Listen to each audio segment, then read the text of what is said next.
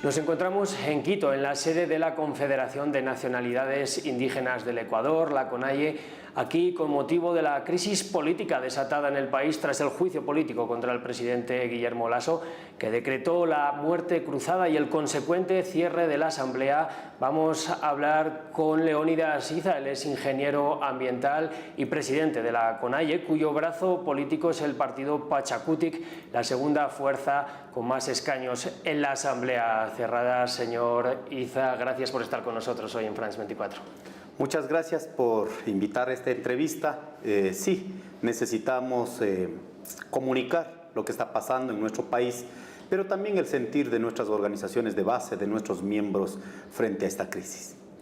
Bueno, y precisamente sobre esta crisis, ustedes han dicho que la decisión del presidente de declarar la muerte cruzada es anticonstitucional y lo defienden incluso cuando el Constitucional, precisamente la Corte Constitucional, ha avalado el movimiento. ¿Por qué siguen ustedes creyendo que este es un movimiento anticonstitucional? Bueno, nosotros lo pusimos el mismo día que el presidente decidió la muerte cruzada. Sin embargo, se esperó la admisibilidad de la misma Corte Constitucional. No lo ha hecho, prácticamente ya queda en firme el proceso para este nuevo proceso electoral, para concluir el tiempo. Sí lo hemos dicho, ¿por qué? Porque no se ha justificado legalmente, constitucionalmente, no se ha justificado la crisis como él lo manifiesta, ¿no es cierto? En este caso, la conmoción interna. Incluso por eso mismo no se hizo la movilización.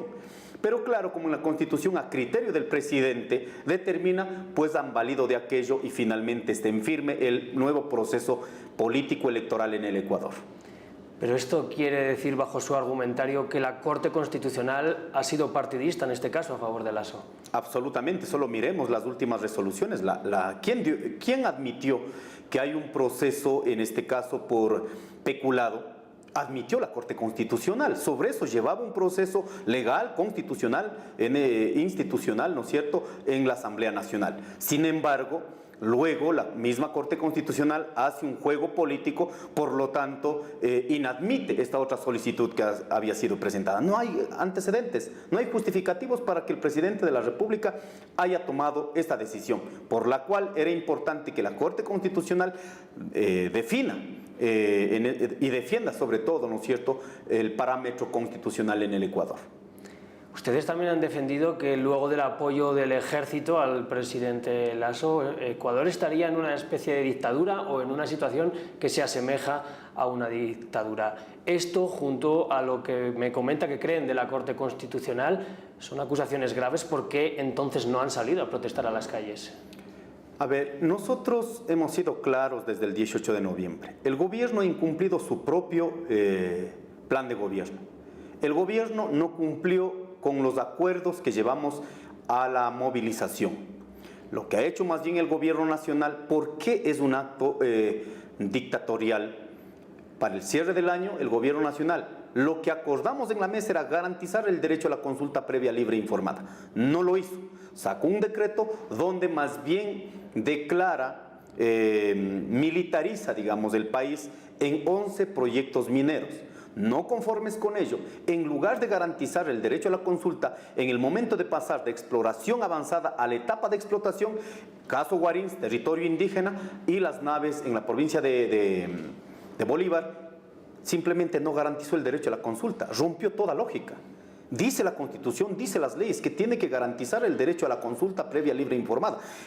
¿Sobre qué sostiene? Sobre las fuerzas que tienen las Fuerzas Armadas y la Policía Nacional. Entonces, mete miedo a la población, mete miedo en nuestros territorios. Lo que pasó en Loja, por ejemplo, ¿quiénes quemaron los carros, los vehículos de los comuneros? Fue la misma fuerza pública, ¿no? Y en ese sentido nosotros creemos que este último hecho, realmente el gobierno nacional, ¿cómo va a actuar en estos 6 meses? Ya sacó la ley decreto.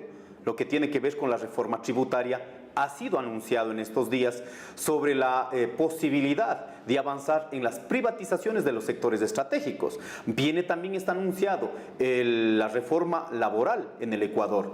También está pronunciado, ¿no es cierto?, lo que va a afectar a los ecuatorianos, a los pueblos indígenas sobre todo, en materia de minería. Entonces, en todos esos casos, ¿Con qué se avala el presidente de la República? Con las Fuerzas Armadas. No ha utilizado el mecanismo democrático, no ha utilizado el mecanismo del diálogo para resolver los problemas. No, más bien ha puesto a las Fuerzas Armadas con toda la fuerza que significa apunte miedo, en este caso imponer una política que no ha sido aceptada por los ecuatorianos. ¿Y ustedes entonces por qué no han instado a salir a las calles? ¿Quieren canalizar todo este proceso a través de la política? Bueno, de nuestra parte, cuando hemos tenido que movilizar, lo hemos hecho. En este momento, una declaración de movilización a nivel nacional, creo que no vamos a cargar esa responsabilidad. Lo que sí hemos dicho, y el día jueves vamos a reunir nuevamente, es declarar defensa en los territorios de los pueblos y nacionalidades a nivel del Ecuador. Y vamos a esperar las decisiones que en este caso tengan que ver con privatizaciones, con ampliación de estos procesos, con las reformas, de igual coordinando con otros sectores sociales para que en este caso podamos nosotros desde la lucha en las calles defender, pero también nos preparamos a enfrentar en un proceso electoral. Bueno, quiero hablar de este proceso electoral, de la política dentro de la CONAIE y de Pachakutik. Parece que ha habido declaraciones cruzadas durante estos días y se habla de posibles diferencias dentro del movimiento indígena. En Ecuador algunos dicen que usted es más cercano al correísmo, personajes como Nina Pacari, una lideresa muy fuerte de la CONAIE durante la historia del Ecuador, también ha alertado de que acercarse al correísmo puede ser peligroso porque ellos quitaron la educación bilingüe, aumentaron el extractivismo. ¿Cómo piensa usted que la CONAIE debe relacionarse con el correísmo? Yo creo que hay que dejar claro, la política en nuestro país ha sido sostenida a través de la especulación, las mentiras y el chisme. Imagínense a mí, yo soy luchador de toda la vida, tengo 40 años, desde que mis padres me enseñaron desde los 15 años, no hemos dejado de luchar en todos los gobiernos de turno, incluido el gobierno de Rafael Correa. Tema de educación, ampliación petrolera, minera, todo lo que tiene que ver con los derechos colectivos. Ahora, que de ese momento de lucha, ahora se quiera confundir en este nuevo escenario, ¿no es cierto? Volviendo a la política del recuerdo, yo he dicho que no. Hay que luchar en este momento. ¿Cuál es este momento? Este momento el gobierno de la derecha, este gobierno de la derecha, a más de lo que han hecho los otros gobiernos de turno, prácticamente está entregando a las políticas neoliberales. Entonces no puede uno quedar en la política del recuerdo por chisme, por mentiras, por especulación, para hacer daño como actores organizativos o políticos, para seguir justificando esta bipolaridad, tanto daño ha hecho al país. ¿Cuál es esta bipolaridad? Correísmo, anticorreísmo. Si nosotros criticamos en este caso las políticas actuales del gobierno, prácticamente es porque somos correístas. No, haya habido un nivel de manejo tremendamente irresponsable de nuestros compañeros. Cuando nosotros salimos de ese proceso de lucha en el gobierno de Correa, nosotros dijimos no podemos ir a entregar nuestra fuerza de lucha en este caso a la derecha de este país. ¿Sabe por qué? Cuando empezaron a acusarme de esta manera, cuando fue el movimiento Pachakutik, con la coordinación, el señor Quispe y otros actores políticos más fueron a entregar a Guillermo Lasso y fueron a trabajar para que voten por Guillermo Lasso. Eso no se hace. El movimiento indígena jamás lo ha hecho. Hemos luchado en todos los gobiernos de turno. En ese sentido, lo que he escuchado a compañeros como compañera Nina Pacari, Luis Macas y otros actores organizativos de nuestro país, nosotros quedamos defendiendo como sujetos colectivos de derechos. No hacemos política individual. Para poder tomar una decisión, sometemos, en este caso, cualquier decisión a un proceso de sujetos colectivos. En ese sentido, no creo que deben seguir reproduciendo el discurso de la derecha, del correísmo, anticorreísmo. Eso ha sido tremendamente lesivo para nuestro país. Por tanto, no veremos a Leonidas Iza enfrentarse a otro candidato del movimiento indígena. Va a haber un movimiento común de cara a las elecciones. Vamos a ver que ha habido en estos últimos, como usted mismo lo ha señalado, en estos últimos tiempos ha habido una discrepancia interna que ha salido hacia afuera. Centralmente porque nosotros no colaboramos con ninguna fuerza política que no sea la nuestra. La nuestra, cuando decimos, es la CONAIE, los sectores populares. La nuestra decimos que es del movimiento Pachakutik. Pero por pretexto de que estás en contra de un partido o el correísmo, vas y alías con la derecha. Ahí está la derecha. El señor Yacu Pérez trabajó por la derecha de Lasso.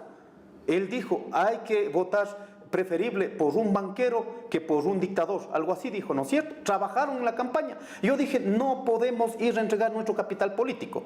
Por ello ha habido estas discrepancias en estos últimos tiempos y esperamos realmente que los compañeros que han llevado un escenario de discrepancia interna hacia afuera realmente puedan ser maduros para poder superar las etapas políticas. En este momento no puedes seguir quedando, pues, porque eres correísta o anticorreísta, la política del país no puede mover en el límite de un actor político. Eso es tremendamente irresponsable. Por ello nosotros hemos planteado, no hay terceras vías, hay una sola vía. ¿Cuál es esa vía? La unidad de los sectores populares del Ecuador. No hay por dónde perderse. Pero cuando están con uno, con otro, inventan otras vías, eso ha hecho tanto daño a nuestro país. Señor Leonidas Icera, muchas gracias por estar con nosotros hoy en France 24 y yo a nuestros espectadores les invito a que sigan con más en nuestro canal. Muchas gracias, un abrazo.